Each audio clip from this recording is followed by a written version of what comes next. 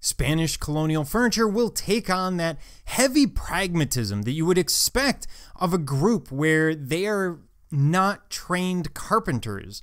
The people who are coming over tend to be monks, members of the Jesuit and Dominican orders, or we're going to see conquistadors, or we're going to see people who are fortune seekers, but they're usually not bringing over lots and lots of skills. Instead, they're relying on the indigenous population and trying to teach them how to create these forms. They're also looking for forms that are going to be easy to maintain, which is why oftentimes the furniture is much larger and heavier than its European counterpart. Now, one of the forms that we see quite frequently is the adobe bancos, and this should remind you of some of the beds and forms that we saw in ancient Egypt and we've seen on occasion elsewhere. This is basically a bench built into the adobe. And what you can have here is either a wooden bench, as we see here, inlaid into the adobe for that form, or this entire area would be enclosed in adobe, creating a solid bench. So you can imagine what that might look like coming out here, probably running straight across, etc. But these are basically built-in forms. Elsewhere, we can see, for example, the built-in fireplace. That would be another very common feature that we'll see. Now, we do see the trasteros, which is basically a large wardrobe or a large armoire. The difference is when we get into colonial Spain, what we're dealing with is something that is built by craftsmen who are starting to work with these materials, who are learning the materials. So we're going to see the use of a lot of panel construction. Now, the panel construction is there because wood is expensive. It is hard to come by. You need to import it into the desert Southwest or into Mexico. The decorations will tend to take on forms, I don't know what happened there, will tend to take on forms from the indigenous population, as will the color schemes, because they're using things that are readily available on site. These are not the sorts of things you're going to bring on a boat from Europe. It wouldn't be practical. When we look at things like tables, we do have a form of a trestle table or something similar to a trestle table here, but you see they're using iron supports running down from the center of this table down to the leg. The reason is, again, iron is going to be a little easier to come by. There's a lot of metals that are going to be mined in California as well as northern Mexico.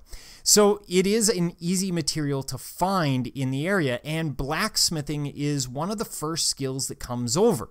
So what you get is these iron supports quite commonly. Now we see the splayed legs. That's very common. They're just trying to make it a little bit more supportive here. And in this case, this would be a multifunction piece that could be a table, but it could also be a perfectly functional desk with the series of drawers through the apron.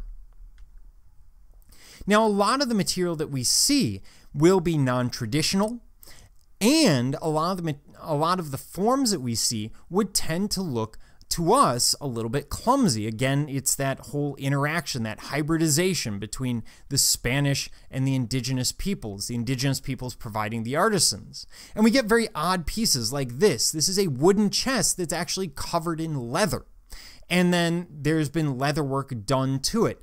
And these forms, this sort of acanthus or maybe a arabesque form, is drawing from the European design books, sort of the design ideas of Europe. And the form of what appears to be a lion in the center, again, that is very clumsy. It's as if it's created by someone who's never seen a lion because, well, they haven't. They've never seen a lion. They kind of get this idea of what it is. And so we get something that's more like a really fuzzy, happy pony rather than a lion.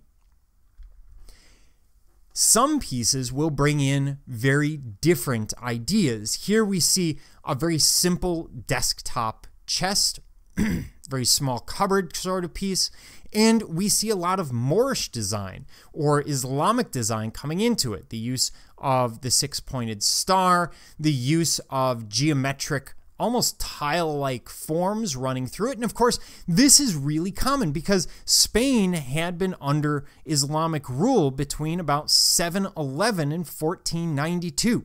So right up to the colonial period, there's a lot of this Islamic influence. And when you move to the New World, you don't have the same pressures. In Spain, starting in 1492, they will have the Spanish Inquisition to root out anyone who is Jewish or Islamic still living in Spain after they had all been exiled. In the New World, they don't have that kind of resource. So if you are interested in Moorish design, you're going to see it far more commonly in the New World than you do in Spain during the early colonial period, really about 1521 to about 1600, give or take.